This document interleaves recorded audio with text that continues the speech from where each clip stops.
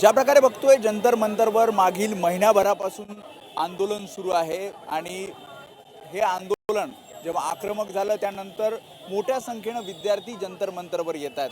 आपल्यासोबत काही महाराष्ट्रातले विद्यार्थी आहेत जे अधूनमधून आता या सगळ्या आंदोलनाला पाठिंबा देण्यासाठी येत आहेत।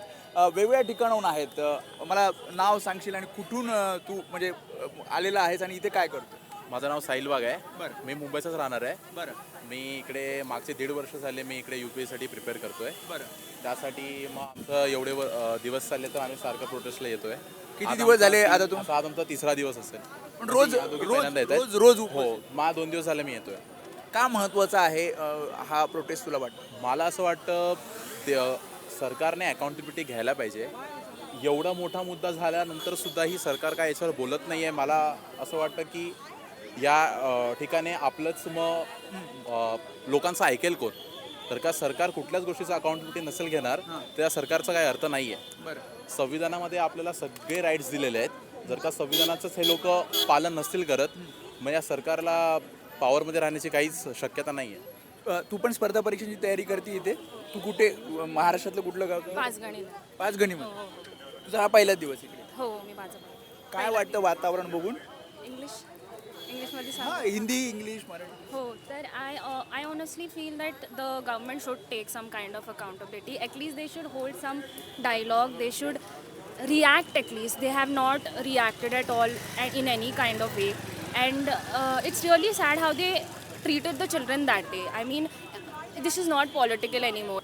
म्हणजे असं आहे की स्टुडंटसाठीच प्रोटेस्ट करतोय। तुला पण असंच वाटतं की तू त्या मी पण रिग्रेट करते। माझा सकाळी क्लास होता त्यामुळं मी नाही येऊ शकले पण आय वॉज फिलिंग की मला यायचं।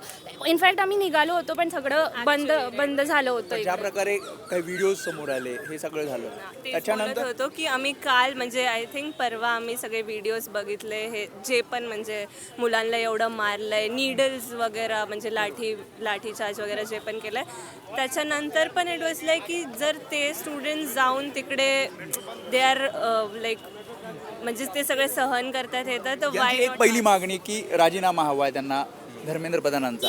अजूनही मागणी मान्य होत नाही। तुम्हाला असं वाटतं की हे आंदोलन असं सुरू राहील? आय थिंक आता जसं लीडर्स बोलतात पीसफुल तसं पीसफुल तर अजूनपर्यंत नाही झालं आहे। Government should take accountability of it आणि जसं आता रेझिग्नेशनचं बोलतात आहे तर इट्स लाईक की आता रेझिग्नेशन हा एक लीडर देणार tomorrow someone else is going to come here again सगळ्यांचं प्रोटेस्ट तेच होणार। काय हवंय म्हणजे काय हवंय? रेझिग्नेशन तर पाहिजे पण इवन रिफॉर्म्स पाहिजे because it's not going to just stop at resignation. Tomorrow if another MP or anyone is elected tomorrow again your paper is going to get leaked. What are you going to do? काय वाटतं किती दिवस वाट पाहावी लागेल तरुणांना त्यांच्या मागण्यांसाठी? जेवढे तरुण एवढे पेशन्सने सगळेजण प्रोटेस्ट करतायत मला तर वाटत नाही हे लोक जोपर्यंत त्यांना रेझिग्नेशन मिळतं तोपर्यंत इकडून हलणार आहेत। त्यांच्या 3 मागणी होत्या त्या 3 मागणीपर्यंत त्यांची एकही मागणी आतापर्यंत पूर्ण झालेली नाही आहे। तर सरकार करते काय आहे? सरकार आपल्यासाठी आहे। मोदीजी जाऊन बोलतायत संसदच्या बाहेर पण आज पण तेच विषय चालू होता की मोदी संसदमध्ये हा विषय काय नाही करत आहे। ते म्हणतात चर्चेला तयार आहे। चर्चेला तयार आहेत मग कधी? जेव्हा प्रोटेस्ट सुरू झाला तेव्हापासून सगळ्या मुलांची मागणी हेच होती। सोनम वांगचुकजी पण हेच म्हटलेले की आमच्यासोबत डायलॉग करा। ज्या दिवशी 20 तारखेला जेव्हा JP नड्डांनी ट्विट केलं की आज हे पहिल्यांदा हे लोक माझ्याशी बोलायला येतात एवढे दिवस आमची मागणी हीच होती की आधी बोलायला या। तुम्ही स्पर्धा परीक्षेची तयारी करतात भविष्यात तुम्ही सिव्हिल सर्व्हिसेसमध्ये असाल सध्याचं वातावरण बघता काय वाटतं तुम्हाला? हे बघा माझे वडील स्वतः पोलीसमध्ये आहेत महाराष्ट्र पोलीसमध्ये आहेत। मी त्यांना खूप वेळेस बघितलं आहे आता त्यांना 30 वर्ष होत झाली कामाला आहेत ते। मी कधीच कुठल्या पोलिसाला एवढ्या बेरेमीने मारताना नाही बघितलं आहे आणि यांना या सगळ्या गोष्टीची ट्रेनिंग दिली जाते आधी। असं नाही की यांना ट्रेनिंग नाही दिली जात। तुम्ही बघता तुम्ही डोक्यावर कसं मारू शकतो? वडिलांशी बोलणं झालं हे सगळं बघितलं नाही? वडील तर मला तेच सांगतो की जाऊ नको उद्या काय झालं तर काय करणार आहे? मी बोललो नाही या जायला तर पाहिजे आमच्यासाठी आपल्यासाठीच करतायत सगळं जे काय करतायत ते त्यासाठी जाणं तर गरजेचं आहे।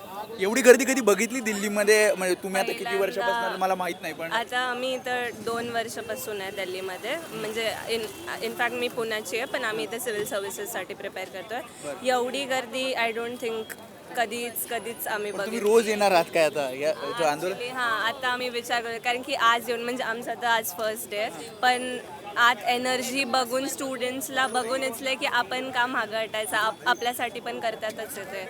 मग आम्ही विचार करतो की रोज येणारच. खरं तर खूप धन्यवाद, तुम्ही मोकळेपणाने ही प्रतिक्रिया दिली. त्यामुळे अनेक जण म्हणजे महाराष्ट्रातले अनेक जण इथे येत आहेत. फक्त महाराष्ट्रातले येत नाहीत तर विविध राज्यातले विद्यार्थी इथे येत आहेत. आणि जसं त्यांचं म्हणणं ऐकलं की जोपर्यंत त्यांच्या मागण्या पूर्ण होत नाही तोपर्यंत या आंदोलनात ते येत राहणार. आणि जसं त्यांनी सुद्धा सांगितलं की वडील म्हणजे प्रत्येकाच्या घरचे सांगतात की जाऊ नका, मात्र विद्यार्थ्यांना या आंदोलनात यायचं आहे. आणि ज्या काही मागण्या ज्या विद्यार्थ्यांच्या मागण्या आहेत त्या विद्यार्थ्यांच्या मागण्यांसाठी अनेक जण इथे आपल्याला जंतर मंतरवर रोज येताना पाहायला मिळत आहेत. आणि या आंदोलनाचा प्रतिसाद हा वाढत जातोय. कॅमेरामन अरविंद वारगेसह मी वेदांत ने, एबीपी माझा, दिल्ली. एबीपी माझा, उघडा डोळे बघा नीट.